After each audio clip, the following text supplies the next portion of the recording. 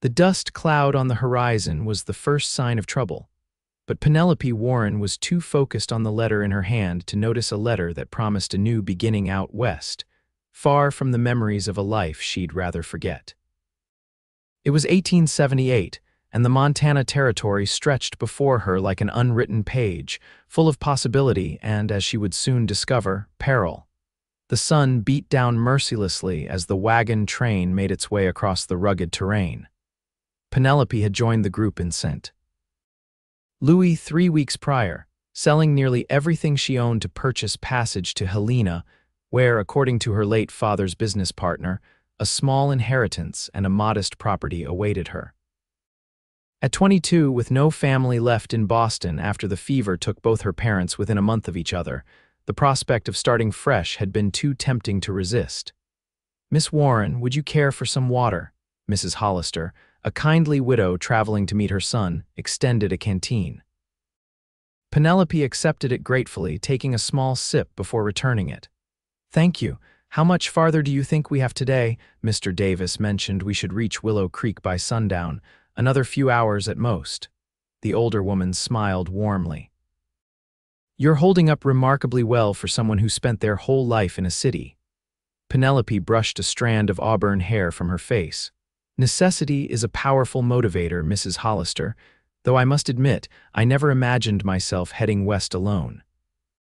"Few of us end up where we imagined, dear." The widow patted her hand. "But sometimes that's the Lord's mercy rather than his punishment." The wagon train consisted of 12 vehicles, a mix of covered wagons, smaller carts, and a single stage coach that carried the wealthier passengers. Penelope's modest wagon was near the middle, pulled by 2 sturdy horses she'd named Plato and Aristotle, in homage to her father's love of philosophy. The wagon master, Jeremiah Davis, rode back from the head of the train, his weathered face grim. Rivers swelled ahead. "We'll need to find another crossing. Might add a day to our journey." Murmurs of disappointment spread through the travelers. An extra day meant more risk from weather, from wildlife, and most concerning, from bandits who were known to prey on wagon trains. "Can't we push through?" asked Mr. Reynolds, a banker heading to Helena with his wife and 3 children. "Unless you want to lose your wagons and possibly your lives, no sir, we cannot," Davis replied firmly. "We'll head northwest a few miles. There's a shallower ford I know of." Penelope felt a flutter of anxiety but pushed it down. She had come too far to be deterred by a simple detour. Adjusting her bonnet against the glare of the afternoon sun, she clicked her tongue, urging Plato and Aristotle to follow the wagon ahead as the train changed direction. The new route took them through rougher terrain, a winding path that cut between rocky hills and patches of pine forest. Penelope kept a vigilant eye on the trail, aware that one wrong move could spell disaster for her wagon's wooden wheels. They had been traveling for about an hour when she heard a commotion up ahead. Shouts echoed back through the line of wagons, followed by the crack of a rifle shot. Penelope's heart hammered in her chest as she pulled her horses to a halt. "Bandits!" the cry came from the front of the train. "Everyone take cover!" Chaos erupted. Some of the men grabbed rifles and pistols, while women hurried children behind wagons. Penelope froze, uncertain what to do. Her rifle was packed away, and she had only a small derringer in her pocket, a parting gift from her father's friend, who insisted no woman should travel west unarmed. 4 riders appeared on the ridge above them, silhouetted against the sky like harbingers of doom. More gunfire rang out, and a bullet splintered the side of the wagon just in front of Penelope's. Her horses reared in panic, and she struggled to control them. "Get down!" someone shouted. Penelope started to comply, but in that moment, Plato and Aristotle bolted, terrified by the gunfire. The wagon lurched forward, throwing her off balance. She grabbed for the reins, missed, and tumbled from her seat just as the wheels began to move. Pain exploded through her body as the heavy wooden wheel rolled over her right leg just below the knee. Her scream pierced the air, rising above the chaos of the attack. The horses continued their panicked run, dragging the wagon away from the train and down a rocky slope. Through a haze of agony, Penelope saw one of the riders break away from the ridge and race after her runaway wagon. Was he coming to finish her off? She tried to reach for her derringer, but couldn't move without sending fresh waves of pain through her injured leg. The rider reached her horses with impressive speed, grabbing their leads and bringing them to a halt before they could drag the wagon and potentially Penelope any farther. Once the animals were calmed, he leaped from his mount and rushed to where she lay. "Don't move," a deep voice commanded as he knelt beside her. Penelope looked up into the bluest eyes she had ever seen, set in a face tanned by the sun and partially obscured by a bandana. For a terrifying moment, she thought he was one of the bandits until she noticed the badge pinned to his vest. "Not a bandit, a lawman. My leg," she gasped, the pain making it difficult to form words. He pulled down his bandana, revealing a strong jaw covered in stubble. "I'm going to have a look, miss. Try to stay still." With gentle hands that belied his rugged appearance, he examined her injury, his expression growing more concerned by the second. "It's bad. The bone's broken and there's a lot of blood." Another volley of gunfire from the ridge reminded them of the immediate danger. The lawman glanced back toward the wagon train, where several defenders were returning fire, keeping the remaining bandits pinned down. "I'm Deputy Franklin Thornton," he said, already tearing a strip from his shirt to fashion a makeshift tourniquet. "Those are Blackwell's boys up there. I've been tracking them for 2 days. My posse should be less than an hour behind me." "Penelope Warren," she managed through gritted teeth. "Are they going to attack the train? They're outnumbered now that they've seen me, likely just trying to cover their escape." Deputy Thornton tightened the tourniquet, causing Penelope to cry out, "I'm sorry, but I need to stop this bleeding."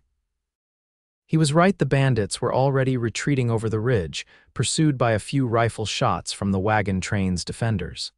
The immediate danger was passing, but Penelope's situation remained dire. "We need to get you to a doctor," Thornton said, his voice calm but urgent. "That leg needs proper attention, and soon." Wagon Master Davis approached on horseback, rifle still in hand. "How bad is it, Deputy?" "Bad. She needs a doctor." "Where's the nearest town?" "Silver Creek's about 15 miles southeast," Davis replied, his expression grim. "But we can't turn the whole train around. We're low on supplies and there are children who need shelter by nightfall." Thornton nodded, his jaw set with determination. "I'll take her. My horse can carry us both." Penelope, fighting to remain conscious through the pain, shook her head weakly. "My wagon, my belongings." "The wagon can be retrieved later," Thornton assured her. "Your life is what matters now." Davis looked relieved. "I'll send someone back for her things once we reach Willow Creek. You sure you can make it to Silver Creek with her?" "I have to," Thornton replied simply. He turned to Penelope.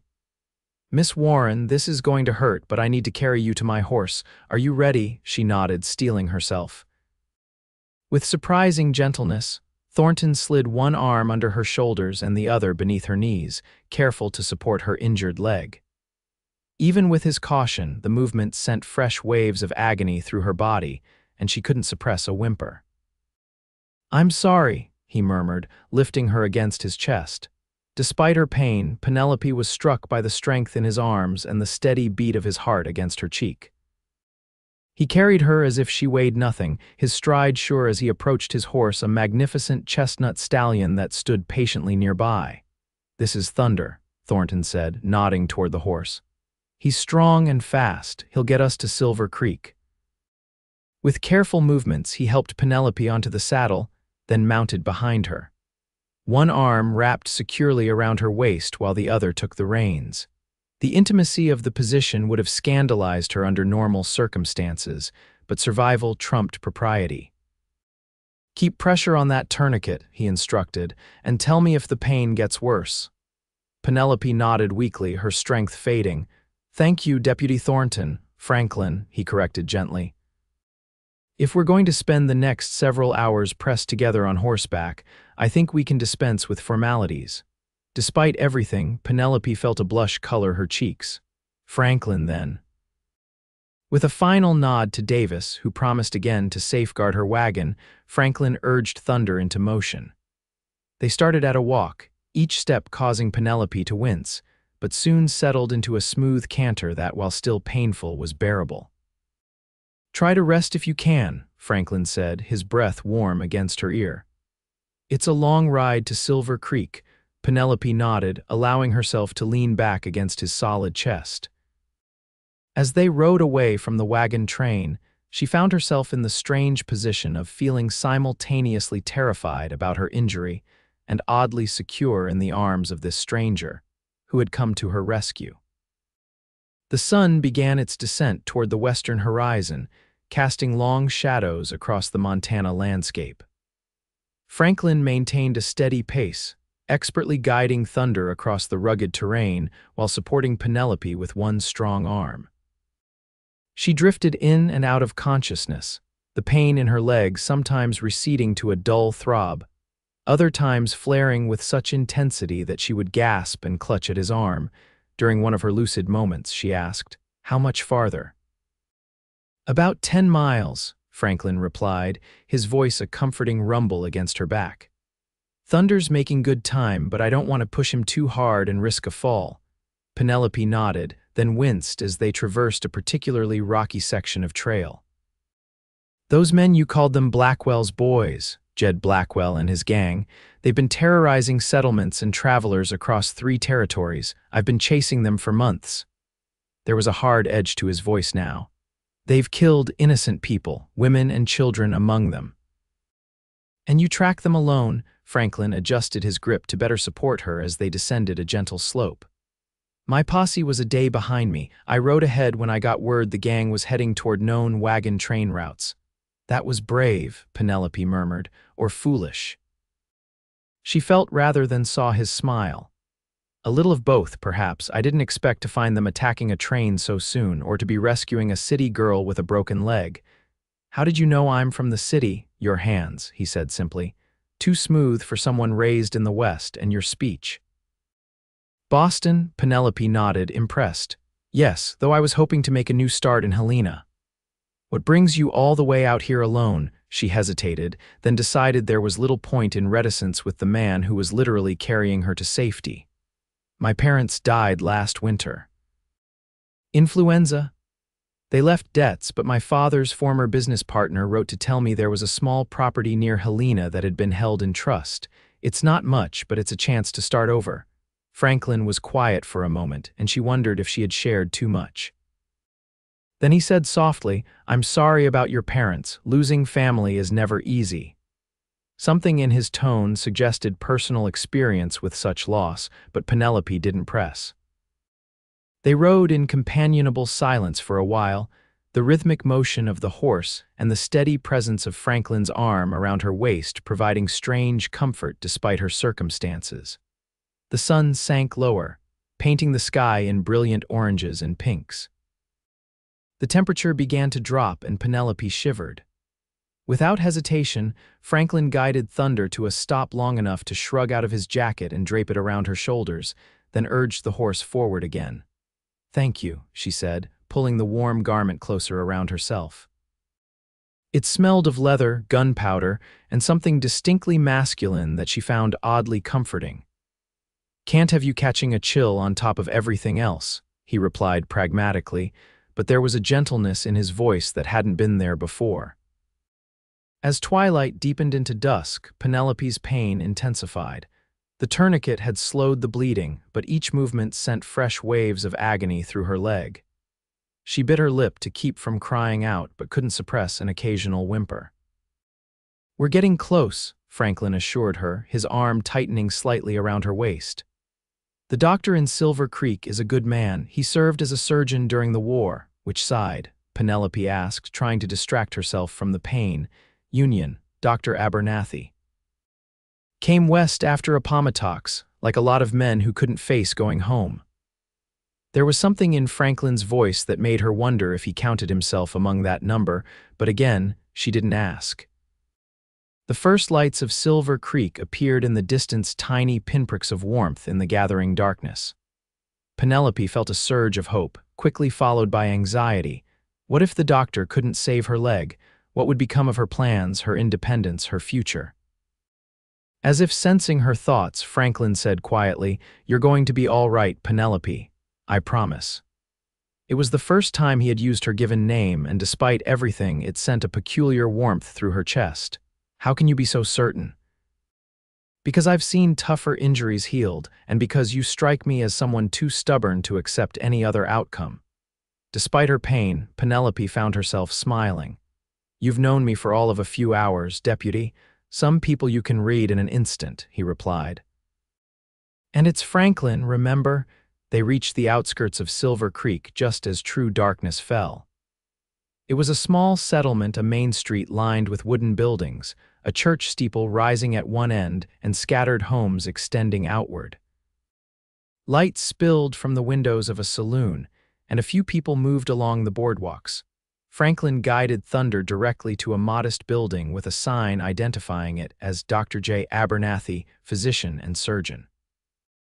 He dismounted quickly, then reached up to help Penelope down, once again lifting her into his arms with careful strength.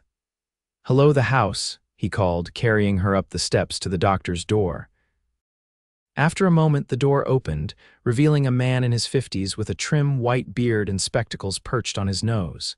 His eyes widened at the sight of Franklin carrying the injured woman.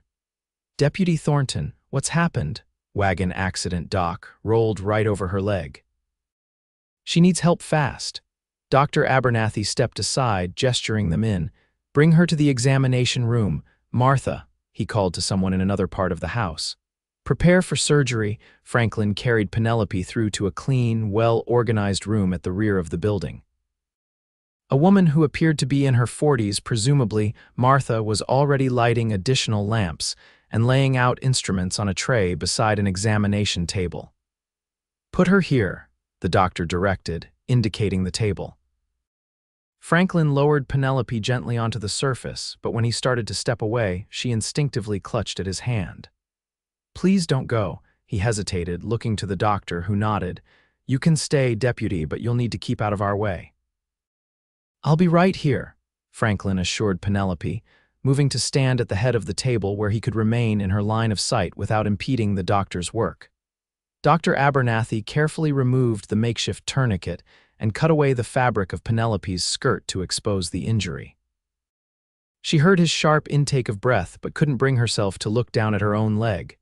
"The bone is broken," he confirmed, gently probing the area, "and there's significant soft tissue damage." "Miss Warren," Franklin supplied, "Penelope Warren." "Miss Warren, I need to set this bone and clean the wound thoroughly. It's going to be extremely painful. I can give you laudanum for the worst of it, but you'll still feel a great deal." Penelope nodded, her throat tight with fear.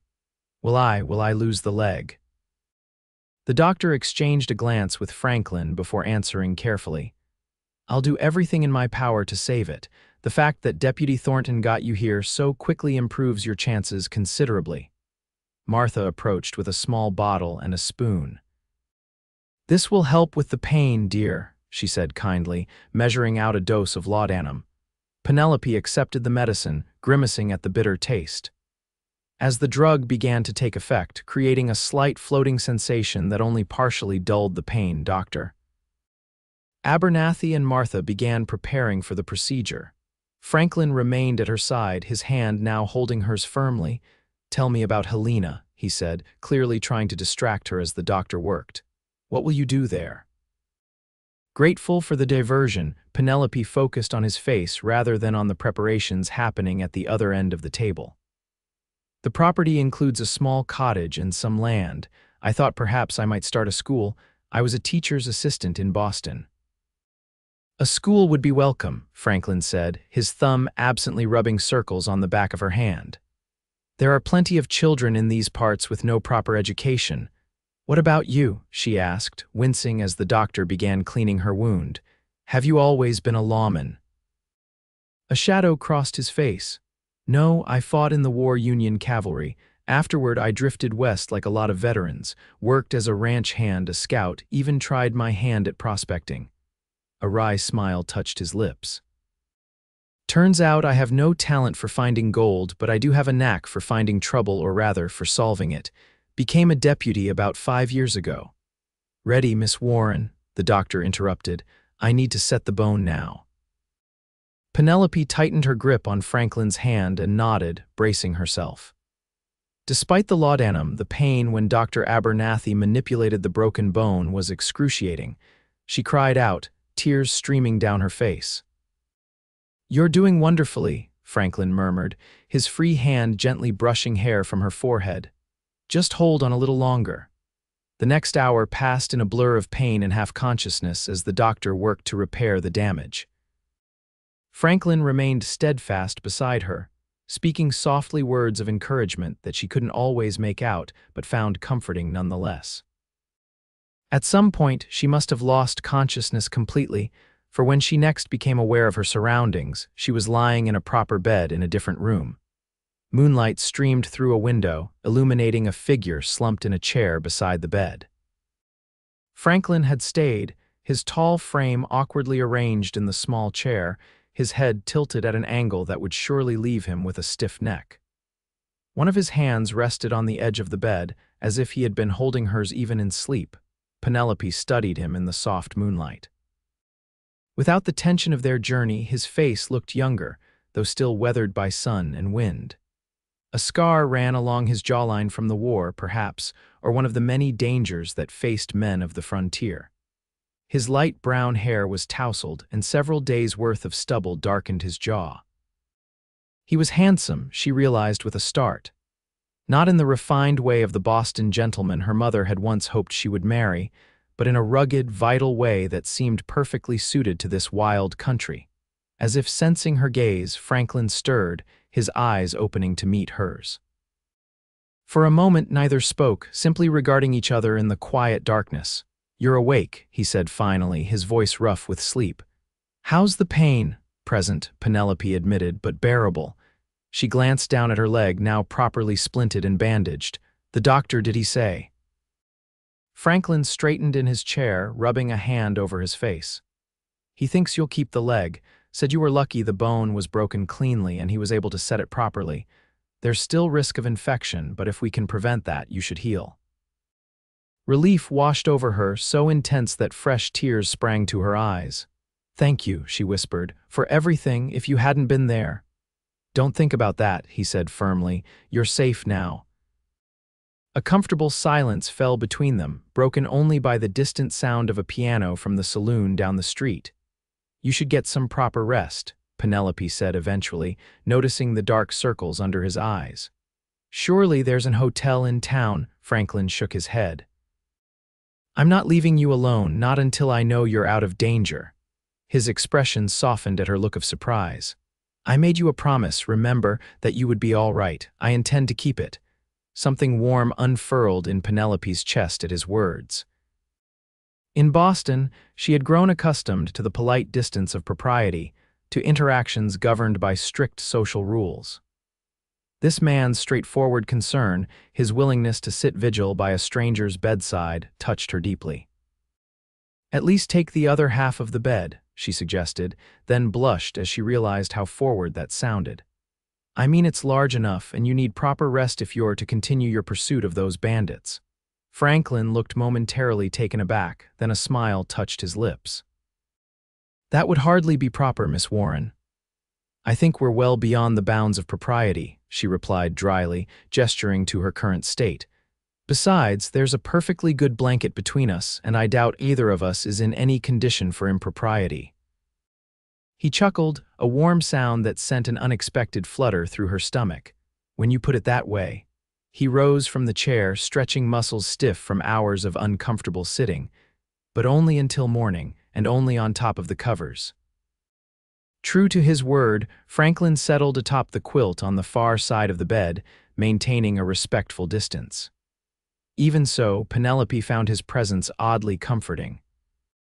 Perhaps it was merely the trauma of the day or the lingering effects of the laudanum. But as she drifted back to sleep, she felt safer than she had since leaving Boston, despite her injured state and uncertain future. Dawn broke over Silver Creek, pale light filtering through the curtains of Dr. Abernathy's spare room. Penelope awoke slowly, momentarily disoriented before the previous day's events came rushing back.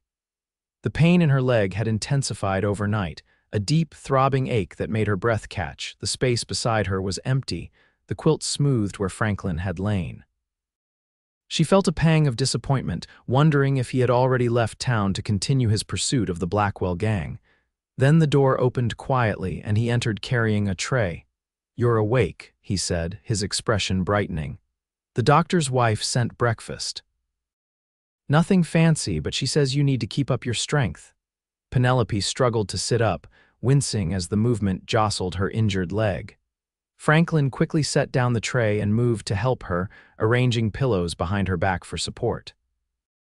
"Thank you," she said, suddenly conscious of her disheveled appearance.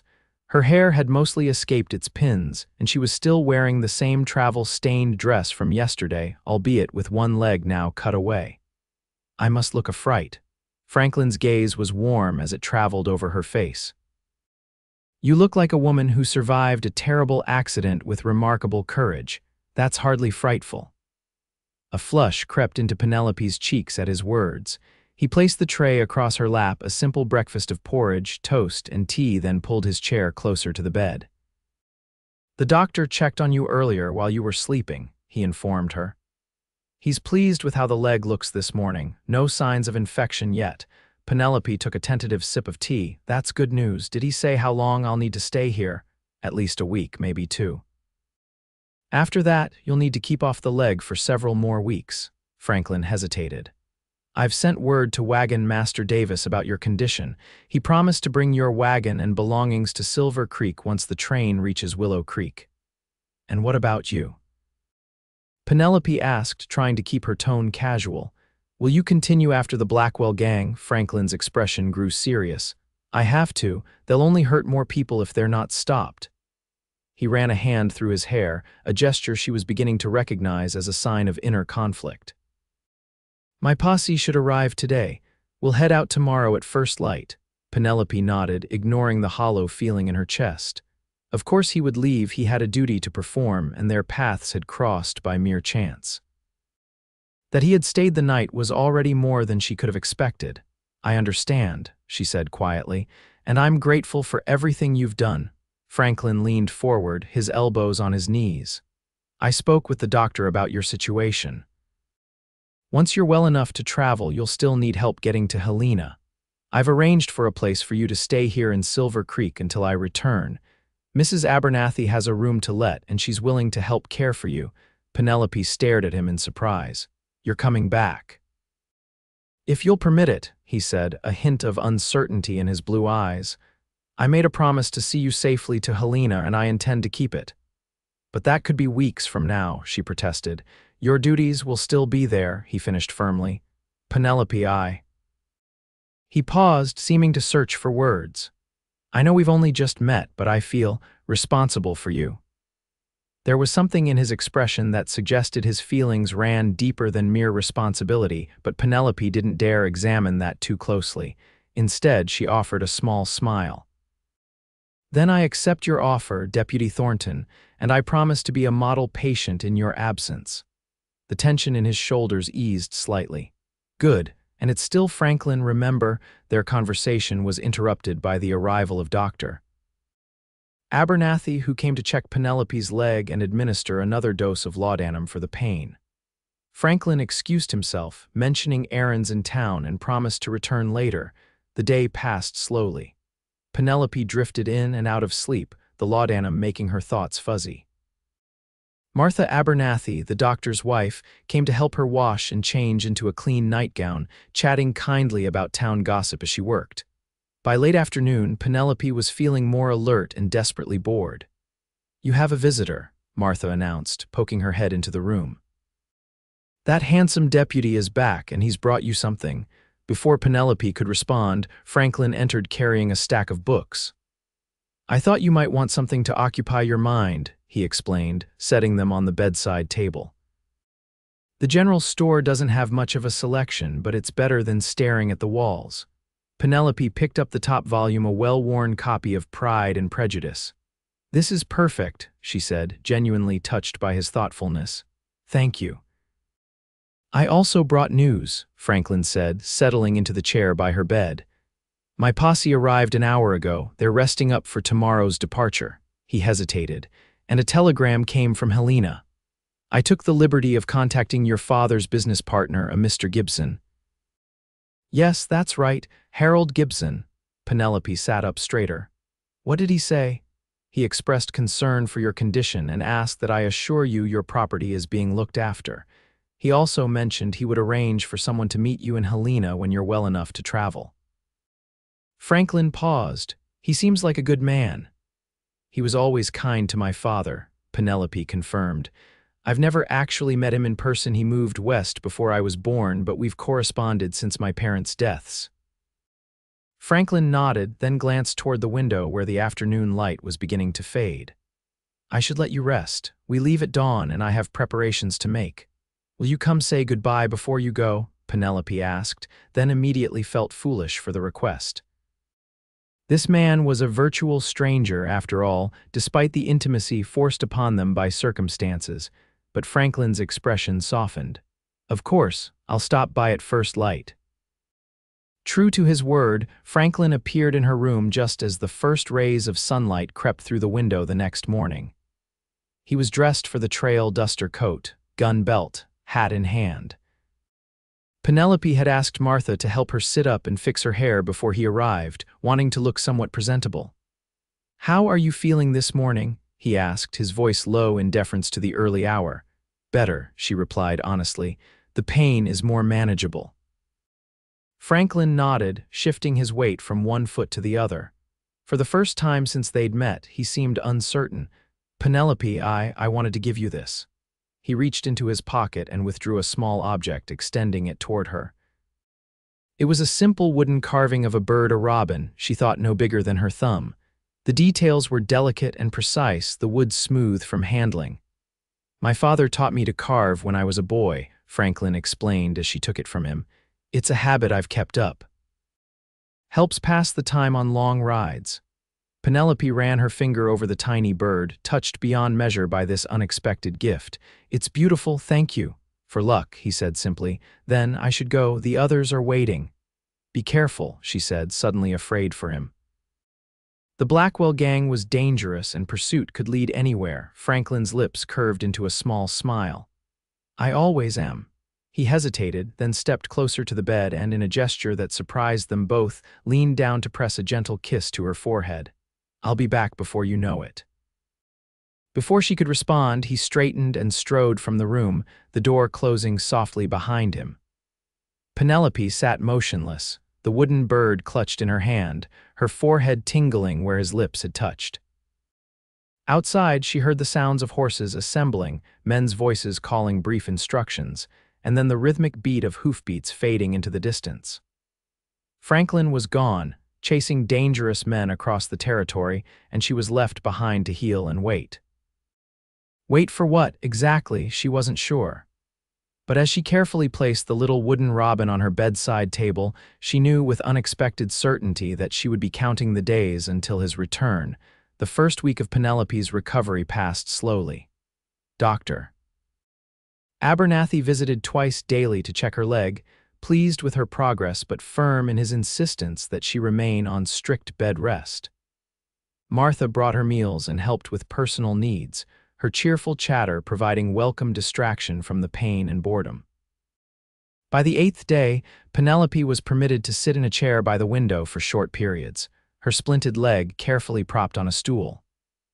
The view overlooked Silver Creek's Main Street, offering her first real glimpse of the town that had become her temporary home. Silver Creek was smaller than she'd imagined from Franklin's descriptions, a single thoroughfare lined with wooden buildings in various states of repair. The saloon across the way seemed to be the center of local activity, with men coming and going at all hours. A general store, a small bank, a barber shop, and what appeared to be a dressmaker's shop completed the business district.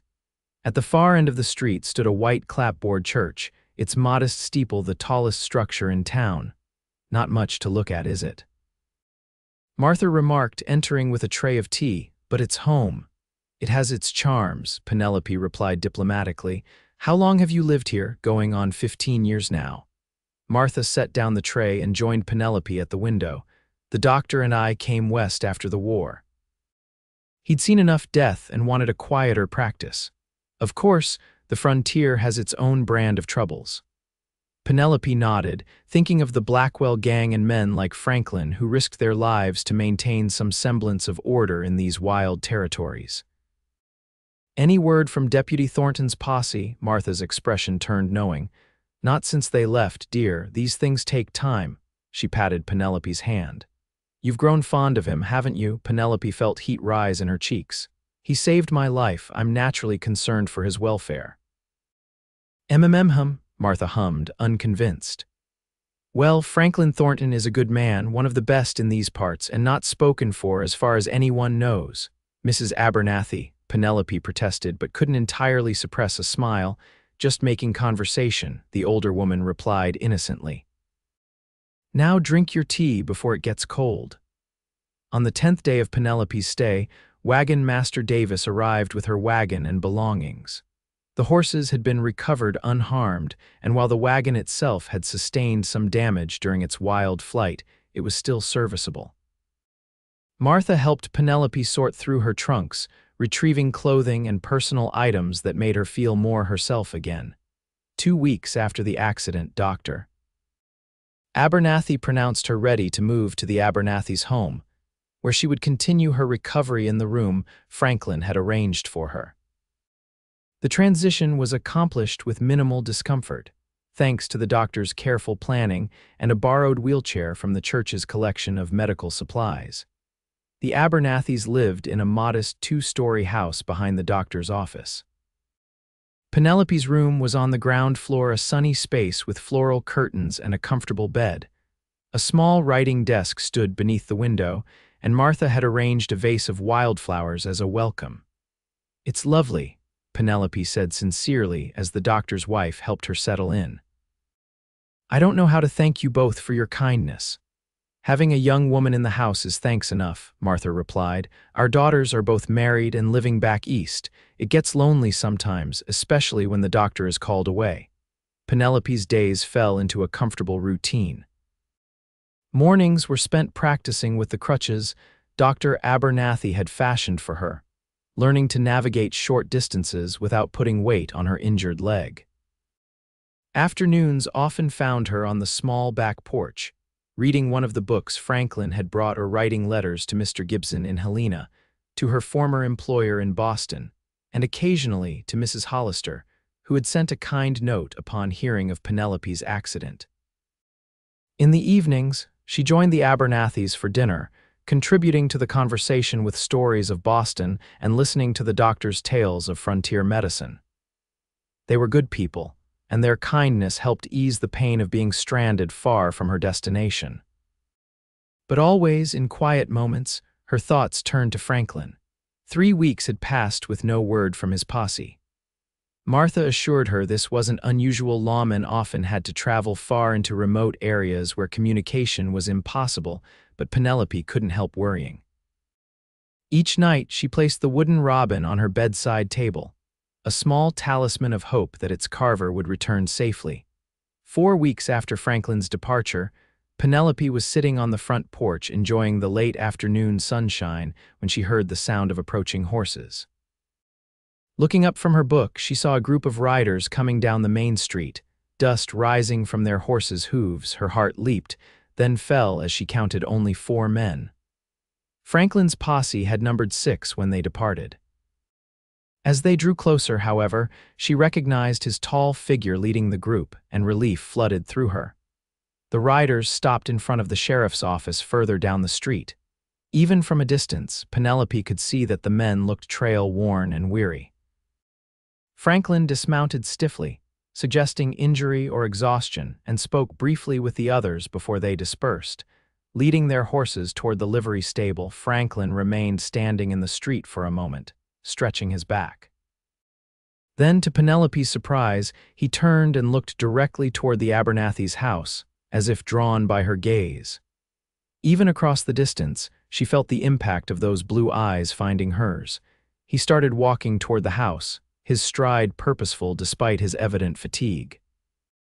Penelope smoothed her skirts nervously, suddenly conscious of her appearance. She had taken particular care with her hair that morning, arranging it in a simple but becoming style, but had chosen a practical dress for her daily exercises. Would he notice?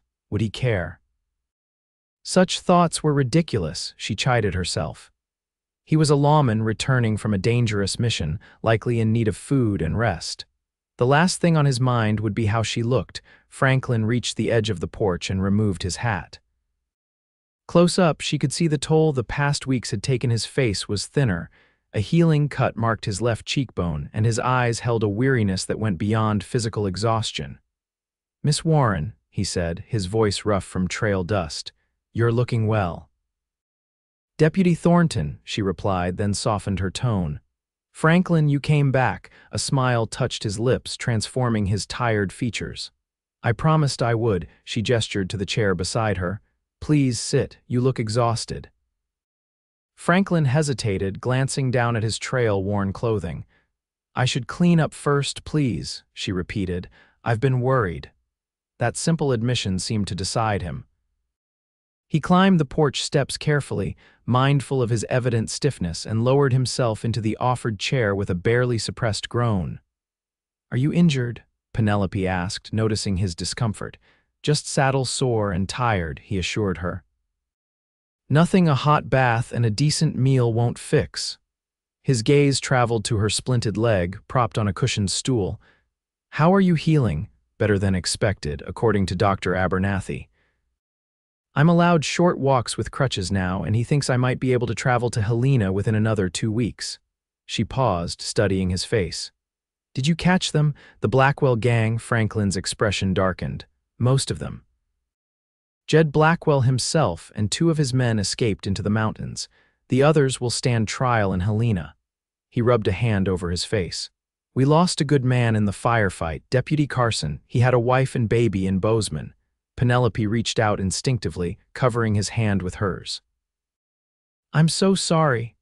Franklin looked down at their joined hands, then turned his palm upward to grasp her fingers. The touch was warm and surprisingly intimate. "It's the risk we all take," he said quietly, "but knowing doesn't make it easier." They sat in silence for a moment, connected by that simple touch. Penelope was acutely aware of the roughness of his palm against her softer skin, the strength in those long fingers that now held hers so gently. "I thought about you," he said suddenly, his voice low, "out there on the trail. Wondered how you were healing, if you were comfortable here with the Abernathys." "They've been very kind," Penelope assured him. "And I thought of you too, especially at night when the wind blows across the plains and I imagined you out there somewhere." Franklin's thumb brushed lightly over her knuckles, sending a shiver up her arm that had nothing to do with the cooling evening air. "I should have sent word, but we were tracking through remote country. No telegraph stations for 100 miles in any direction." "You're here now," she said simply. "That's what matters." The door opened behind them, and Martha Abernathy appeared, her expression brightening at the sight of their visitor. "Deputy Thornton, we've been hoping for your return. Will you join us for dinner? There's plenty to go around, and you look like you could use a home-cooked meal." Franklin rose to his feet, releasing Penelope's hand reluctantly. "That's very kind of you, Mrs. Abernathy. I'd be honored, but I should clean up first. Of course, dear, take your time. We eat at 6. Martha disappeared back into the house, but not before giving Penelope a meaningful glance that brought color to her cheeks. "I'll come back in an hour," Franklin promised, settling his hat back on his head. "There are things I need to attend to at the office, but—" He hesitated, his eyes finding hers again. "I'm glad to see you healing so well, Penelope." The way he said her name, with a gentle emphasis on the second syllable, made her heart beat faster. "I'm glad you're back safely, Franklin." He nodded, a smile touching his eyes if not his lips, then descended the porch steps and headed back toward the sheriff's office. Penelope watched him go, aware of a lightness in her chest that had been absent during the long weeks of his pursuit. Martha appeared beside her, a knowing smile on her face. My, if that man isn't sweet on you, I'll eat my Sunday hat." "Mrs. Abernathy," Penelope protested, but couldn't help smiling. "He's simply being kind. He feels responsible for me after the accident." "Hum," the older woman hummed skeptically. "And I suppose that's why he's been asking Dr. Abernathy to send telegrams about your condition every chance he got during that chase." Penelope stared at her. "He did what?" Every town they passed through with a telegraph office, apparently. The doctor received at least 3 messages asking for updates on your recovery. Martha's eyes twinkled. That's a mighty conscientious lawman, wouldn't you say? Before Penelope could respond, Martha patted her shoulder. Best come inside and freshen up, dear. Wouldn't want to greet your dinner guest looking anything but your best. As promised, Franklin returned precisely at 6, freshly bathed and shaved, wearing clean clothes that, while still frontier practical, showed care in their selection. Doctor. Abernathy greeted him warmly, and dinner proved to be a pleasant affair. The food was simple but abundant: roast chicken, potatoes, fresh bread, and apple pie for dessert, and the conversation flowed easily. Franklin spoke little of the pursuit, deflecting the doctor's questions with practiced ease. Instead, he asked about happenings in Silver Creek during his absence and listened with genuine interest as Penelope described her progress with the crutches. After dinner, Martha suggested they take coffee on the porch to enjoy the mild evening. Doctor. Abernathy begged off, citing patient notes to review, and Martha herself disappeared into the kitchen with a transparent excuse about preserves that needed attention. Suddenly alone, Penelope and Franklin sat in comfortable silence, the twilight deepening around them. Fireflies had begun to appear in the garden, their intermittent glow like earthbound stars. I've never seen fireflies before, Penelope admitted, watching their dance with childlike fascination. We don't have them in Boston. They remind me of home, Franklin said, his voice soft with memory. Pennsylvania, our farm had fields full of them in summer. Penelope turned to him, curious. You grew up on a farm, he nodded, sipping his coffee. Small place near Gettysburg. My father grew wheat and corn, raised a few dairy cows, nothing grand. How did you end up out here? She asked, realizing how little she actually knew about this man who had become so important to her. Franklin was quiet for a moment, his eyes on the distant mountains now silhouetted against the darkening sky. The war changed everything. I enlisted in '61, served with the Pennsylvania Cavalry. When I came home in '65, the farm was different, or maybe I was different. He set down his cup. My parents had died while I was away. Fever took them both in '63. My sisters had married and moved west with their husbands. There was nothing keeping me there. I'm sorry about your parents, Penelope said softly, understanding all too well the pain of such loss. Franklin's gaze returned to her face, his expression softening. Like you, I decided to start fresh somewhere new. Never quite expected to end up a deputy marshal in Montana Territory, but life takes unexpected turns. Indeed it does, Penelope agreed, thinking of how a broken leg had delayed her carefully laid plans but brought this remarkable man into her life. I was supposed to be teaching in Helena by now, not sitting on a porch in Silver Creek. Do you regret it? The delay, I mean. She considered the question carefully. I regret the pain and inconvenience, certainly, but not everything that's come of it. Her eyes met his directly. Not meeting you? The admission hung between them, more revealing than perhaps she had intended. Franklin's expression changed subtly, a softening around the eyes, a slight parting of lips as if words failed him momentarily. Penelope, he began, his voice low and serious. I need to tell you something. When I offered to take you to Helena once you're healed, it wasn't just out of duty or responsibility. Her heart quickened. No, he leaned forward slightly, his gaze intense. I've thought about you every day since I left. Not just wondering if you were healing well, but missing you, missing someone I barely know, which makes no sense at all. It makes perfect sense to me, she whispered, her throat suddenly tight with emotion. I've missed you too. Franklin reached for her hand, his touch gentle but certain. I know it's sudden, unconventional even, but I'd like permission to call on you properly. Not as your rescuer or escort, but as a man who finds himself thinking about a future that includes you. Penelope felt as though her heart might burst from her chest. In Boston, such a declaration would have come after months of formal courtship, chaperoned visits, and parental approval. Here on the frontier, with death and danger constant companions, perhaps people recognized more quickly what truly mattered. I would like that very much, she replied, her voice steady despite her racing pulse. Though I warn you, I'm still determined to reach Helena and open my school. A slow smile spread across Franklin's face, transforming his serious features. I wouldn't expect anything less. Helena's only a day's ride from my regular circuit. We could make it work if that's what you want. Is it what you want? She asked, needing to be certain. In answer, Franklin raised her hand to his lips and pressed a kiss to her knuckles, his eyes never leaving hers. More than I can properly express, Miss Warren. The gesture sent warmth cascading through her entire body. Before she could respond, the front door opened, and Martha appeared with a lamp. It's getting dark out here, she announced, her tone innocent though her timing was suspiciously convenient. Penelope, dear, remember what the doctor said about not overtiring yourself. Franklin released Penelope's hand reluctantly and rose to his feet. Mrs. Abernathy is right. You need your rest, and I've taken enough of your evening. Penelope wanted to protest, but knew it would be improper.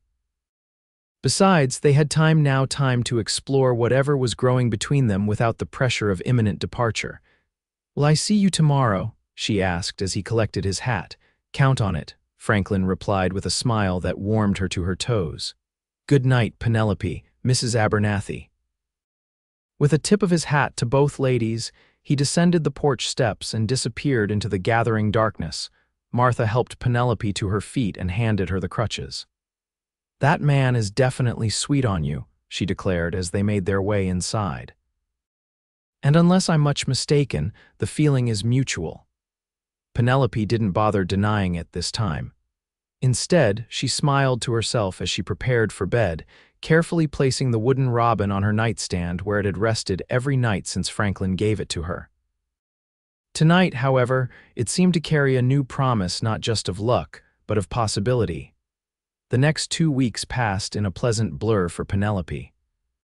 True to his word, Franklin called on her daily, often bringing small gifts, fresh flowers from the general store, a ribbon for her hair, once even a book of poetry he'd discovered in a dusty corner of the sheriff's office. They spent hours in conversation, discovering shared interests and differences that complemented rather than divided them. Franklin loved the openness of the frontier, but admitted to missing the cultural amenities of eastern cities. Penelope spoke of her passion for education and her hopes for the school she planned to establish in Helena. Children out here deserve the same opportunities as those back east, she explained one afternoon as they sat in the Abernathy's garden. She had progressed to using only one crutch, her injured leg healing well enough to bear some weight. Many of them can barely read, let alone understand mathematics or history. Franklin nodded, watching her face animate with enthusiasm. The territory needs more teachers with your dedication. Though I wonder if Helena is ready for your progressive ideas about education for girls. They'll have to be, Penelope replied with determination. Girls need education just as much as boys, perhaps more so given the challenges they face. I've no doubt you'll convince them, Franklin said with a smile. You're quite persuasive when passionate about something. His words brought a blush to her cheeks. They had been careful to maintain propriety in their growing relationship, always meeting in public, or under Martha's distant but watchful eye, limiting physical contact to the occasional hand holding or arm offered for support. But the attraction between them was undeniable and growing stronger by the day. Dr. Abernathy examined Penelope's leg regularly, pleased with her progress. 6 weeks after the accident, he declared her fit enough for the journey to Helena, provided she continued to use the crutch and avoided overexertion. Deputy Thornton has offered to accompany you, the doctor mentioned casually during their final examination. Says he has business in Helena anyway. Penelope tried to hide her pleasure at this news, though she suspected the doctor saw through her attempt at nonchalance. That's very kind of him. Kind, yes, Dr. Abernathy agreed with a twinkle in his eye, though I suspect his motives aren't entirely altruistic. You've made quite an impression on our deputy, Miss Warren. That evening, Franklin came to dinner at the Abernathy's house to discuss travel arrangements. They would depart in 2 days, taking Penelope's wagon but traveling at a leisurely pace to accommodate her healing leg. The journey would take 2 days instead of the usual one, with an overnight stop at her ranch owned by friends of Franklin's. "I've arranged for a driver for your wagon," Franklin explained. "A young man named Thomas who works at the livery. That way you can rest comfortably in the back if your leg troubles you." Penelope was touched by his thoughtfulness. "You've thought of everything?" "I want to ensure your comfort," he replied simply. His eyes held hers for a moment longer than strictly necessary, conveying without words that his concern went beyond the practical details of their journey. The night before their departure, Penelope found herself unable to sleep. She sat at the small desk in her room, writing a letter of thanks to the Abernathys for their exceptional kindness during her recovery. Tomorrow she would finally reach Helena, the destination she had set out for months ago, before fate intervened in the form of a wagon accident and a blue-eyed lawman. Her future now seemed both clearer and more uncertain than before. The school remained her goal, but thoughts of Franklin complicated her neat plans. In the short time she had known him, he had become important to her in ways she couldn't fully articulate. The prospect of reaching Helena, only to have him continue his duties elsewhere, left an ache in her chest that no amount of rational thinking could dispel. Morning arrived with clear skies and mild temperatures, perfect traveling weather. Penelope dressed with care in her most practical traveling outfit, a sturdy blue skirt and white blouse with a matching jacket. Martha helped her pack the last of her belongings and served a hearty breakfast to fortify them for the journey. Franklin arrived precisely at 8, driving Penelope's wagon with Thomas riding alongside on horseback. The young man would drive the wagon while Franklin rode Thunder, allowing him to scout ahead and ensure their safety. "Everything's ready," Franklin announced as he helped load Penelope's trunks. "The wagon's been repaired and the team is well rested." He had arranged the back of the wagon with cushions and blankets, creating a comfortable space where Penelope could recline if her leg became painful. Goodbyes to the Abernathys were emotional but brief. Martha embraced Penelope warmly, slipping a package of freshly baked cookies into her hands. "For the journey," she whispered, "and remember you're always welcome here." Dr. Abernathy shook Franklin's hand firmly. "Take good care of her, Deputy." "I intend to, sir," Franklin replied, his tone serious. With final waves and promises to write, they set off. Franklin lifted Penelope into the wagon with gentle strength, his hands lingering at her waist perhaps a moment longer than necessary. Thomas took the reins and they were on their way, leaving Silver Creek behind. The journey proceeded smoothly through the morning. The road to Helena was well traveled, the terrain mostly level with occasional gentle hills. Franklin rode ahead but remained within sight, frequently doubling back to check on Penelope's comfort. "How's the leg holding up?" he asked during one such return, bringing Thunder alongside the wagon. "Remarkably well," she assured him. "Dr. Abernathy's splint is quite effective." Franklin's smile lit his eyes. "Good, we'll stop for lunch soon. There's a creek about a mile ahead with clean water and shade." The midday break was pleasant, a simple meal of bread, cheese, and Martha's cookies enjoyed in the dappled shade of cottonwood trees. Thomas tactfully busied himself tending to the horses, allowing Penelope and Franklin a measure of privacy. "Are you nervous?" "About Helena, I mean," Franklin asked as they sat side by side on a fallen log. Penelope considered the question. "A little. It's one thing to dream about starting a school, quite another to actually do it. What if no one sends their children? What if the property isn't suitable?" "Then you'll adapt," Franklin said with quiet confidence. "From what I've seen, you're remarkably resilient." She laughed softly. "Getting your leg crushed by a wagon wheel does tend to test one's resilience." "That's not what I meant." His expression grew serious. "You lost your parents, left everything familiar behind, survived an attack and a serious injury, all without losing your determination or spirit. That kind of strength is rare, Penelope." His words warmed her more deeply than the sunlight filtering through the leaves above them. "Thank you for seeing that in me," she said softly. Most people in Boston just saw a spinster schoolteacher with impractical ideas. "Their loss," Franklin replied simply. His hand found hers where it rested on the log between them, fingers intertwining naturally. "Helena will be different, you'll see." They remained like that for a moment, connected by that simple touch and something deeper, something still unspoken but growing stronger by the day. Finally, reluctantly, Franklin stood. "We should get back on the road if we want to reach the Millers' ranch by nightfall." The afternoon passed peacefully as they continued their journey. Penelope alternated between sitting beside Thomas on the driver's bench and resting in the back of the wagon when her leg began to ache. The landscape gradually changed, with rolling hills giving way to more dramatic terrain as they approached the mountains that surrounded Helena. By late afternoon, Franklin announced they were nearing the Miller Ranch. "Good folks," he explained. "James Miller was a sergeant in my cavalry unit during the war. He and his wife Sarah settled out here afterward. They have 3 children now and a prosperous cattle operation." The ranch came into view as they crested a hill, a substantial log home with several outbuildings, surrounded by fenced pastures where cattle grazed. Smoke rose from the chimney, a welcoming sight as the day's warmth began to fade. A man appeared on the porch as they approached, raising a hand in greeting. Franklin waved back, a genuine smile spreading across his face. As they drew closer, Penelope could see that James Miller was a barrel-chested man with a thick beard and friendly eyes. "Frank Thornton, as I live and breathe," he called, striding toward them. "Sarah, the kids, Frank's here." A woman and 3 children emerged from the house, the eldest a boy of about 12, followed by 2 girls perhaps 10 and 8. All had their mother's auburn hair and their father's sturdy build.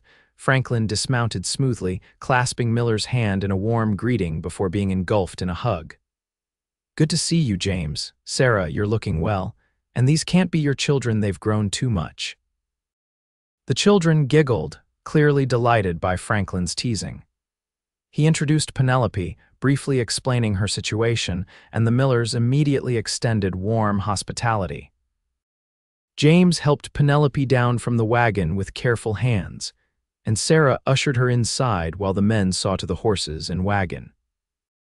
The Miller home was comfortable and welcoming, a large main room with a stone fireplace, simple but solid furniture, and colorful quilts that softened the rustic interior. Penelope was shown to a small bedroom that clearly belonged to the girls, who would share with their brother for the night. "You mustn't displace your daughters," Penelope protested, but Sarah waved away her concern. "They're thrilled for the adventure of a night in their brother's room," she assured her. "And it's not often we have company, especially a lady from the East." "The girls have 1,000 questions for you already." Dinner was a lively affair: roast venison, potatoes, fresh bread, and apple pie for dessert.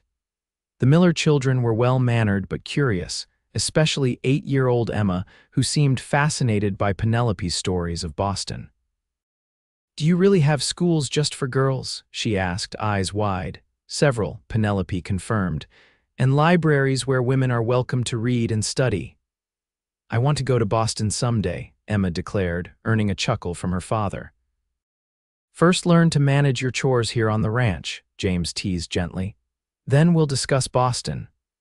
After dinner, the adults gathered on the porch while the children completed evening chores. The sun was setting behind the mountains, painting the sky in brilliant oranges and pinks. "How's the leg, Miss Warren?" James asked, noticing how carefully she had lowered herself into a rocking chair. "Healing well, thank you, and please call me Penelope." "Franklin tells me you're planning to open a school in Helena," Sarah said, her expression approving. "That's wonderful news. There are far too few educational opportunities for children out here." The conversation flowed easily, covering topics from ranching to politics to memories of the war that both men seemed reluctant to discuss in detail. As darkness fell, Sarah lit lanterns and brought out coffee, which they sipped while watching stars appear in the vast Montana sky. Eventually, James suggested a walk to check on a new calf born that morning.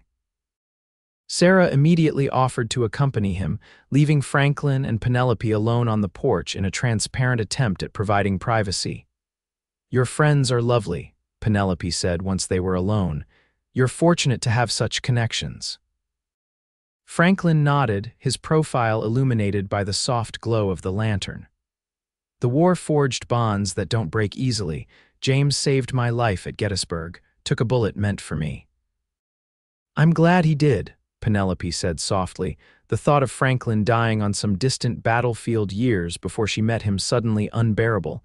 He turned to look at her, his eyes searching her face in the golden light. "So am I, especially now." The simple statement carried weight far beyond its words. They sat in comfortable silence for a moment, the night sounds of the ranch, distant cattle, chirping crickets, the soft whickering of horses in the barn surrounding them. "What happens after Helena?" Penelope asked finally, giving voice to the question that had been troubling her. "After you deliver me safely to my property," Franklin shifted in his chair to face her more directly. "That depends." "On what? On what you want, Penelope?" His voice was gentle but direct. "I've been clear about my feelings, I hope. These past weeks in Silver Creek, getting to know you, they've meant a great deal to me," her heart quickened. "They've meant a great deal to me as well. Then perhaps," Franklin hesitated, choosing his words carefully. "Perhaps we could explore what that might mean for both of us. I'm not asking for promises or commitments, just time. Time to see if what's growing between us is something worth building a future on." The honesty of his words touched her deeply. In Boston, courtship followed rigid patterns and expectations. Here, on this porch under a canopy of stars, Franklin offered something both simpler and more profound, the chance to discover together what they might become to each other. "I would like that very much," Penelope replied, her voice steady despite the emotions swelling in her chest. Franklin reached across the space between their chairs, his hand finding hers in the darkness. "Then we'll take it one day at a time, beginning with getting you safely to Helena tomorrow." The moment was interrupted by the return of the Millers, but the connection remained a silent understanding, a shared hope for what might lie ahead. Later, as Penelope prepared for bed in the girl's room, her mind was filled not with anxiety about her arrival in Helena, but with the warmth of Franklin's gaze and the promise in his words. Morning came with the sounds of a working ranch roosters crowing, cattle lowing, the Miller children's footsteps as they began their chores. Penelope dressed quickly, eager to begin the final leg of their journey to Helena. Breakfast was hearty and abundant: eggs, bacon, biscuits with honey, and strong coffee. Sarah packed a basket of food for their lunch on the road, while James offered advice about the condition of the trails ahead. "Should reach Helena by mid-afternoon if you make good time," he told Franklin as they prepared to depart. "Weather looks favorable, and the North Road is clear according to the male rider who passed through yesterday." Goodbyes were warm, with promises to visit again. Emma presented Penelope with a small bouquet of wildflowers she had gathered that morning. "For luck with your school," she said shyly. "Thank you, Emma," Penelope replied, genuinely touched. "Perhaps you can visit me in Helena someday and see it for yourself." The girl's face lit up. "Could I, Pa? Could we visit Miss Penelope's school?" James ruffled his daughter's hair affectionately. "We'll see, sunshine. Helena's not so far." With final waves, they set off on the last stretch of their journey. The day was clear and pleasant, the road winding through increasingly mountainous terrain as they approached Helena. Franklin rode beside the wagon rather than ahead, engaging Penelope in conversation about the area's history and pointing out landmarks along the way. "Helena started as a gold camp," he explained as they passed abandoned mining equipment. "Last Chance Gulch, they called it. Story goes the prospectors were about to give up when they struck gold in 1864. Now it's becoming one of the territory's most important cities." Penelope listened with interest, trying to imagine the rough mining camp transformed into the territorial capital. "Is it very developed now?" "More than you might expect," Franklin replied. "Proper buildings instead of tents, several hotels, a courthouse, even a theater. Still frontier rough in parts, but growing quickly. Your school will be a welcome addition." As the sun reached its zenith, they stopped for lunch in a picturesque meadow with views of the mountains that surrounded Helena. The food Sarah had packed was delicious, and they ate sitting side by side on a fallen log, much as they had the day before. "Are you nervous?" Franklin asked, noticing Penelope's quiet mood. She considered the question. "Yes, but not about Helena or the school. I'm nervous about—" She hesitated, then decided on honesty. "About what happens between us after today." Franklin's expression softened. "I meant what I said last night, Penelope. I want to see where this leads if you do." "I do," she confirmed. "But your duties take you all over the territory, and I'll be establishing my school. Practically speaking, how would it work?" "Helena is part of my regular circuit," he reminded her. "I'm there at least twice a month, and I have accumulated leave that I've never taken." His lips curved in a small smile. "Suddenly, I find myself motivated to use it. The thought of seeing him regularly, of building whatever was growing between them with time and care, eased the tightness in Penelope's chest. Then we'll make it work, one visit at a time." Franklin's hand found hers, his touch warm and reassuring. "One visit at a time," he agreed. They resumed their journey with lighter hearts. As Franklin had predicted, Helena came into view in the early afternoon, a substantial settlement nestled against the mountains, with church steeples and substantial buildings visible even from a distance. Penelope felt a surge of excitement mixed with trepidation. After months of planning, weeks of recovery, and the unexpected detour to Silver Creek, she was finally reaching her destination. And though much had changed since she'd left Boston, most significantly the presence of the man riding beside her wagon, her determination to create a school where all children could receive a proper education, remained unwavering. As they approached the outskirts of town, Franklin pulled Thunder alongside the wagon. "Mr. Gibson's office is on Last Chance Gulch, the main street. We'll head there first so he can take you to your property." Penelope nodded, suddenly nervous about meeting her father's business partner in person after years of correspondence. What if he wasn't as she had imagined? What if the property was unsuitable for a school? Helena proved to be larger and more developed than Penelope had anticipated. Substantial brick and wooden buildings lined the main street, with businesses ranging from mercantiles to banks to professional offices. People moved purposefully along the boardwalks: miners, businessmen, women in fashionable dresses, children running errands. After the quieter pace of Silver Creek, the bustle was almost overwhelming. Franklin led them to a well-maintained two-story building with a sign identifying it as Gibson and Associates, Mining Investments and Property Management. He helped Penelope down from the wagon, supporting her as she used her crutch to navigate the step up to the boardwalk.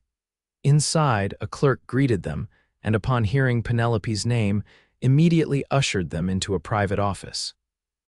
Harold Gibson rose from behind his desk, a tall, distinguished man in his 60s with silver hair and kind eyes that crinkled when he smiled.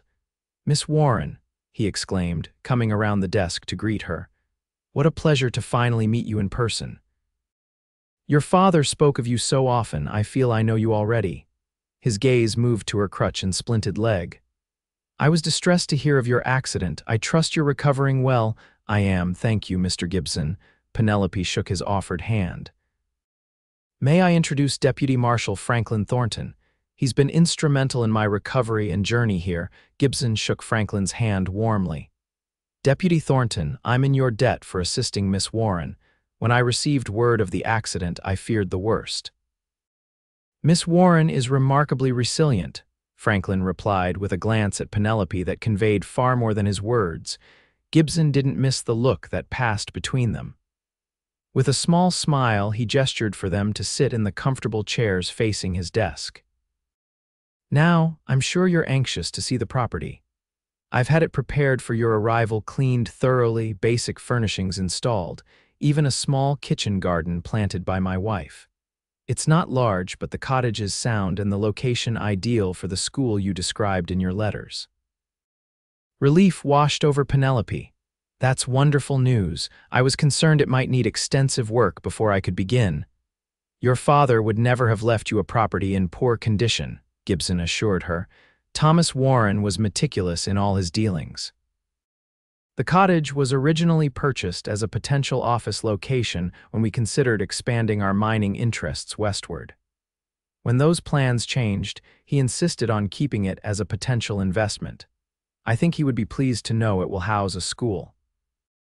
They discussed practical matters, the property's deed, which Gibson had ready for her signature, the small trust fund her father had established, which would provide modest income until the school became self-supporting, and the cottage's location on the eastern edge of town. It's walking distance to the center, but with enough land for a proper schoolyard, Gibson explained. There's also a separate building that could serve as additional classroom space as the school grows. Finally, Gibson stood. Enough talk, you must be eager to see your new home. If you'll allow me, I'll take you there now. They followed Gibson outside, where he suggested leaving Penelope's wagon at his stables temporarily. It's not far, but the road is steep in places. My carriage might be easier with your injury. Franklin helped Penelope into Gibson's comfortable carriage, then mounted Thunder to follow behind.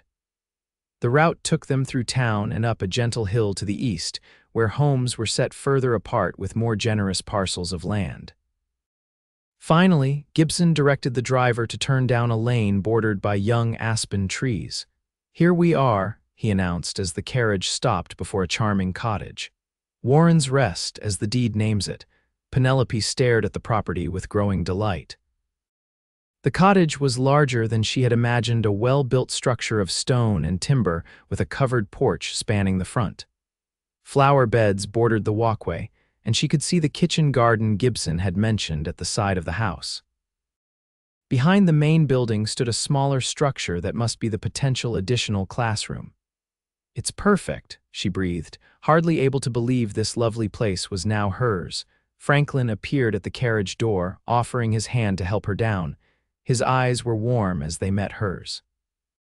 Your new beginning, he said quietly. With Gibson leading the way, they toured the cottage. The interior was simple but well appointed, a spacious main room with a stone fireplace that could easily serve as a classroom, 2 bedrooms, a functional kitchen, and a small study. Basic furnishings had been provided: a bed, table and chairs, a desk, bookshelves, and everything was spotlessly clean. Mrs. Gibson took a personal interest in preparing it for you, Gibson explained. She shares your passion for education and would like to call on you once you're settled, if that would be welcome. Of course, Penelope replied warmly. I would appreciate her guidance, especially regarding local families who might send children to the school.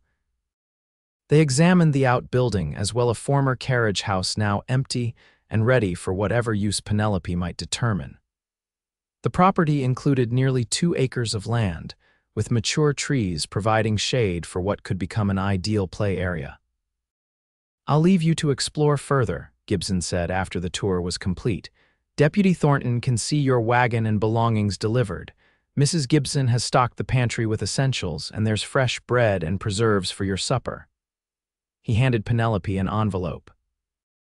The deed and access to your trust fund at the First Bank of Helena.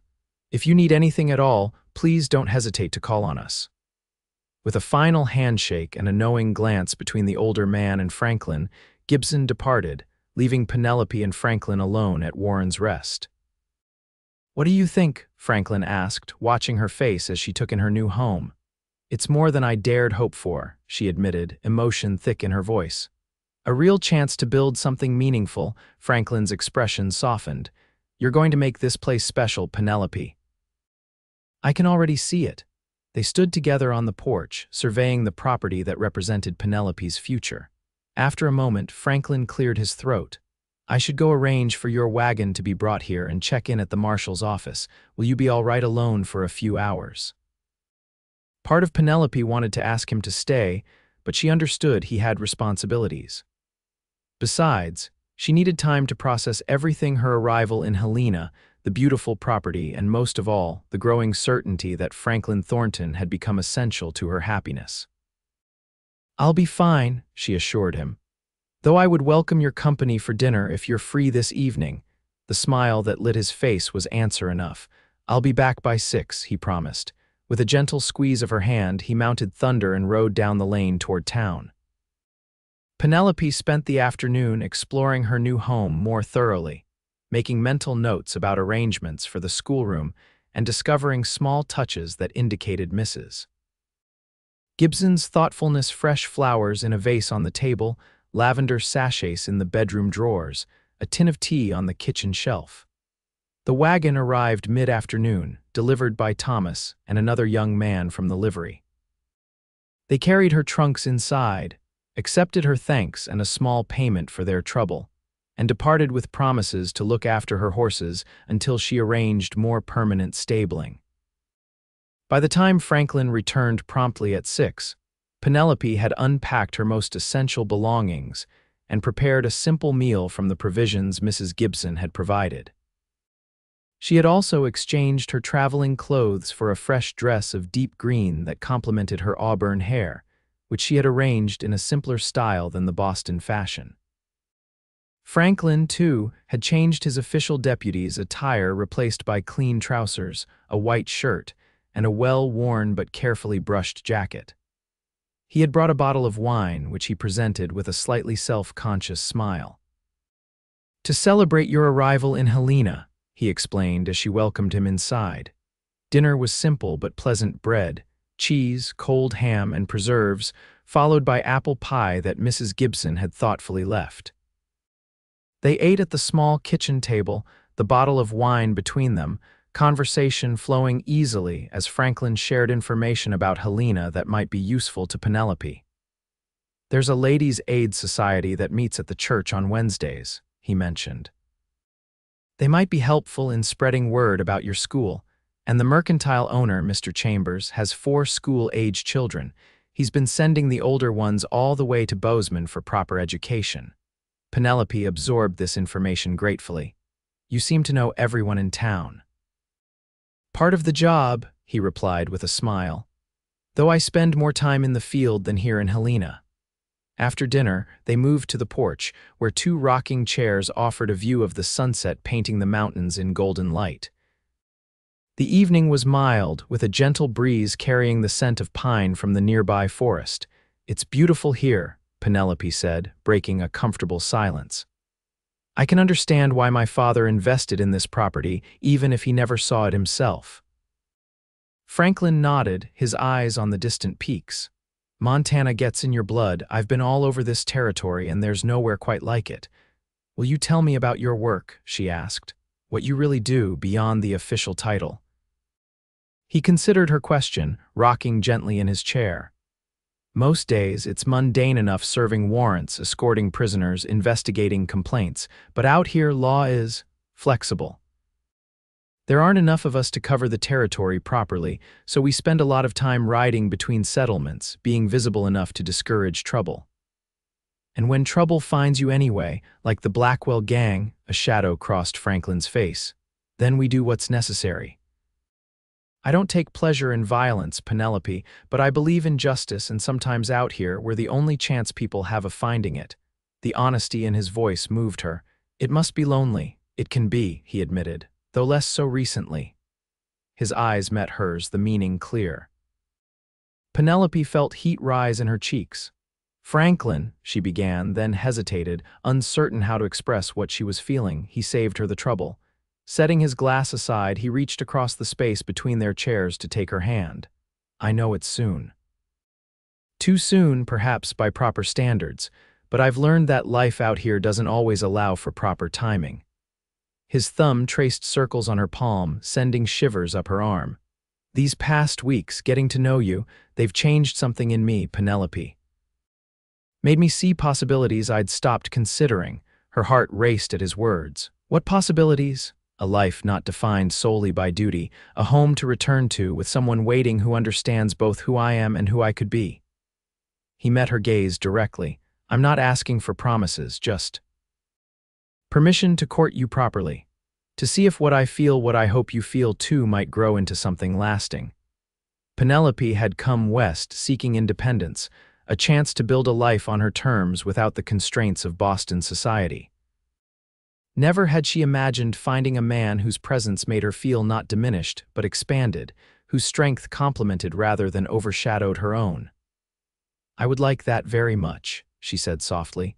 "Though I warn you, I'm still determined to open my school and pursue my own work." Franklin's smile was warm with understanding. "I would expect nothing less. Your determination is one of the things I admire most about you." The simple statement, delivered with such sincerity, touched Penelope deeply. In Boston, her ambitions had been viewed as unsuitable, her independence as a flaw to be corrected by marriage. Here, with this man, they were qualities to be valued. As if reading her thoughts, Franklin added, "The West needs women like you, Penelope, women with vision and courage." "I wouldn't change a thing about you." In the soft glow of twilight, with the mountains as their witness, he leaned forward and, with gentle deliberation, pressed his lips to hers. The kiss was brief but tender, a promise rather than a demand, and when he drew back, Penelope found herself breathless. "I've wanted to do that since Silver Creek," Franklin admitted, his voice husky. "I'm glad you waited until Helena," she replied with a smile. "It makes a better story." His laugh was warm in the gathering darkness, always the teacher thinking of the narrative. They sat together as stars appeared above the mountains, talking of small things and large her plans for the school, his upcoming duties, books they had both read, memories of places they had known. When the night air grew cool, Franklin reluctantly rose to leave. "I have to ride out tomorrow," he explained. "Just to Bozeman and back, delivering documents for the court. I should return within 3 days." "I'll be here," Penelope assured him. "Beginning preparations for the school, Mrs. Gibson is calling tomorrow, and I plan to visit the mercantile to introduce myself to Mr. Chambers." At the steps of the porch, Franklin turned to face her. In the moonlight, his features were cast in silver and shadow, but his eyes held warmth that Penelope could feel even in the darkness.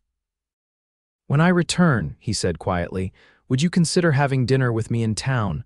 There's a decent restaurant at the hotel, nothing fancy, but—" "I would be delighted," she replied, touched by the formal invitation after all they had shared.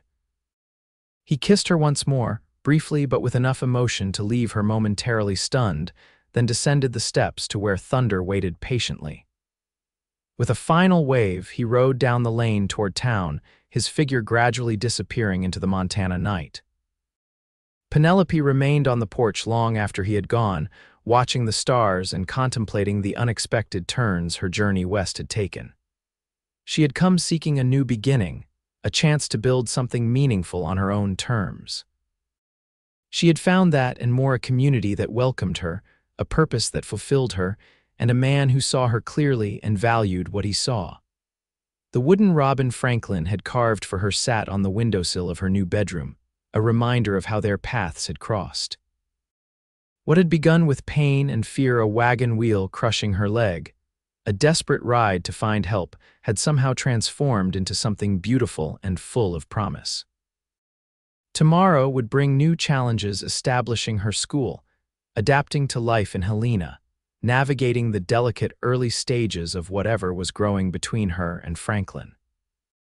But tonight, standing on the porch of Warren's Rest with the vast Montana sky above her, Penelope felt only gratitude for the accident that had seemed so disastrous, but had ultimately led her exactly where she needed to be. 3 months passed, bringing changes both expected and surprising to Penelope's life in Helena. Warren's Rest was gradually transformed into the school she had envisioned. The main room of the cottage now housed desks for 12 students, a blackboard hung on the wall beside the fireplace, and bookshelves contained the beginnings of a modest library.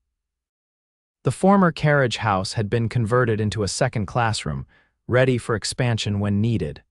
Word of the new school spread quickly, aided by Mrs. Gibson's introductions and the enthusiastic endorsement of Mr. Chambers, whose 4 children became Penelope's first students. By the end of the first month, enrollment had grown to 15 children ranging in age from 6 to 14, with more families expressing interest. Penelope found herself busier than she had ever been in Boston, rising early to prepare lessons, teaching from morning until mid-afternoon, then spending evenings grading assignments and planning the next day's work. The challenges were substantial students with wildly varying levels of previous education, limited resources, and the need to prove herself to parents who remained skeptical of a female teacher from the East. But the rewards far outweighed the difficulties. Watching young minds engage with new ideas, seeing children who had never held a book develop a passion for reading, hearing parents express amazement at their offspring's progress, these moments sustained Penelope through the inevitable setbacks and exhaustion. Her personal life had blossomed as well, centered around Franklin's regular visits to Helena. True to his word, he returned from Bozeman 3 days after her arrival and took her to dinner at the hotel restaurant. That evening marked the beginning of a courtship, both traditional and unconventional, traditional in its respectful pace and public propriety. Unconventional in the independence it allowed both parties. Franklin's duties continued to take him throughout the territory, sometimes for a week or more at a stretch. Between these absences, however, he spent increasingly more time in Helena. He joined Penelope for dinner at Warren's Rest at least once during each visit, helped with repairs and improvements to the school, and gradually integrated himself into her new life. They attended church together on Sundays when he was in town, rode into the mountains for picnics on fine afternoons, and spent quiet evenings on her porch discussing books, sharing stories, and planning future outings. Their physical relationship remained proper but affectionate, held hands, brief kisses, the occasional embrace when parting or reuniting after a lengthy separation. What grew between them was built on mutual respect and genuine admiration, deepened by shared experiences and tested by the realities of frontier life. Franklin never questioned Penelope's dedication to her school or suggested that her work should be secondary to their relationship. In turn, she understood the importance of his duties and supported him through the difficulties they sometimes entailed. On a crisp autumn day, 6 months after Penelope's arrival in Helena, Franklin returned from a particularly lengthy assignment that had taken him to the Canadian border. He appeared at Warren's Rest as Penelope was dismissing her students for the day, waiting patiently at the edge of the schoolyard until the children had dispersed. "Deputy Thornton," exclaimed young Emma Chambers, the last to leave, "are you here to see Miss Warren?" Franklin tipped his hat to the girl with a smile. "I am indeed, Miss Chambers. How are your studies progressing?" "Very well, sir. I can recite the capitals of all 38 states now." She demonstrated this skill with impressive speed and accuracy. "Most impressive," Franklin commended her. "You must be an excellent student. Miss Warren says I might become a teacher someday myself," Emma announced proudly. "I've no doubt of it," Franklin agreed. "Now you'd best head home before your mother worries." With a cheerful wave to both adults, Emma skipped down the lane toward town. Franklin turned to Penelope, who had been watching the exchange with a warm smile. "You've been gone nearly 3 weeks," she said, unable to keep a note of reproach from her voice despite her genuine happiness at seeing him. "Your last telegram said you expected to return 10 days ago." Franklin's expression turned apologetic as he approached. "Complications with the case. I'm sorry, Penelope. I sent another wire, but it seems it didn't reach you." Communications in the territory remained unreliable, a fact they had both learned to accommodate in their relationship. Penelope nodded her understanding, then found herself enveloped in a careful embrace. "I've missed you," Franklin murmured against her hair. "And I you," she replied, allowing herself a moment to simply enjoy his solid presence, the familiar scent of leather and pine that always accompanied him. When they separated, Franklin studied her face with concern. "You look tired. Has the school been demanding?" "Just busy," she assured him. "I've added evening classes for adults 3 nights a week." Several miners and ranch hands expressed interest in improving their reading and arithmetic. Franklin shook his head in admiration. "You're remarkable, you know that. Most people would consider a full day of teaching children more than enough work." "Education shouldn't be limited to the young," Penelope replied, leading him toward the cottage. "Besides, the additional fees help support the school." Inside, Warren's Rest showed evidence of its dual purpose as school and home. The main room, now cleared of student desks for the day, retained its blackboard and educational charts on the walls. The kitchen remained Penelope's private domain, as did her bedroom and the small study that had become her personal retreat. "I thought we might celebrate my return," Franklin said as he removed his hat and coat. "There's a traveling theater company performing in town tonight." "The importance of being earnest. I secured tickets if you're interested." Penelope's face lit up. "Oscar Wilde in Helena. That sounds wonderful. I thought you might approve," Franklin replied with a smile. "The show begins at 8, perhaps dinner at the hotel first." It was their established pattern when Franklin returned from his travels, a proper outing to reconnect, before settling back into the rhythm of their relationship. Penelope found herself looking forward to these occasions with increasing anticipation, each one marking another step in their growing attachment. "I'd like that very much," she agreed. "Let me change and refresh myself and we can head into town." An hour later, they were seated in the hotel's dining room, a vast improvement over the simple establishment it had been when Penelope first arrived in Helena. The railroad's recent arrival had brought increased commerce and sophistication to the former mining camp, with the hotel's amenities reflecting the territory's growing prosperity. Franklin looked particularly handsome in his best suit, his hair neatly trimmed and his usual stubble shaved clean for the occasion. Penelope had chosen her favorite dress, a deep blue that Franklin once mentioned brought out the gold flecks in her hazel eyes. "Tell me about your journey," she encouraged as they enjoyed their meal. "Where exactly did this case take you?" Franklin described his assignment in general terms, tracking rustlers who had been stealing cattle and driving them across the Canadian border. The details of frontier law enforcement were often grim, but he never shielded Penelope from the realities of his work, recognizing her intelligence and strength of character. "Enough about my travels," he said eventually. "Tell me more about these evening classes. Who attends?" Penelope described her new students with enthusiasm, the elderly Chinese man who wanted to write letters to his grandchildren, the young Norwegian immigrant eager to improve his English, the weathered ranch foreman studying arithmetic to better manage his employer's accounts. "The diversity is remarkable," she explained. "People from all walks of life, all with different motivations for learning. It reminds me why I wanted to teach in the first place." Franklin listened attentively, asking questions that demonstrated genuine interest rather than mere politeness. "Have you encountered any resistance? Not everyone appreciates education being made available so broadly." "Some," Penelope admitted.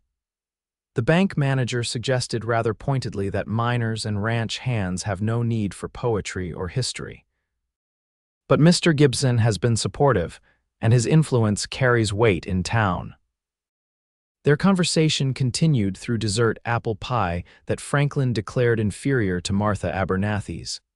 And afterward, they walked to the newly constructed Helena Opera House, where the traveling company was performing.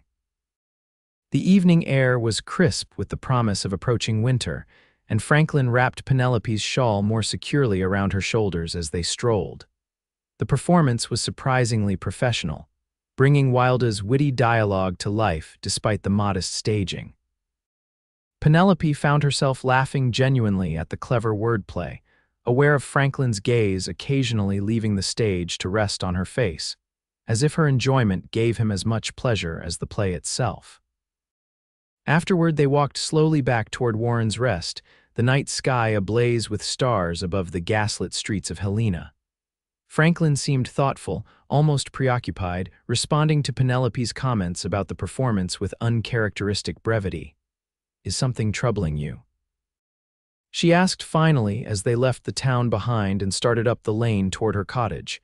Franklin hesitated, then guided her to a bench beneath an aspen tree that marked the halfway point between town and Warren's Rest.